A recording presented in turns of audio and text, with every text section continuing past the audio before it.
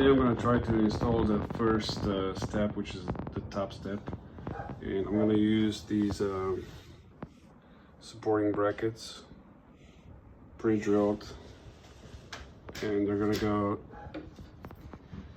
just like that,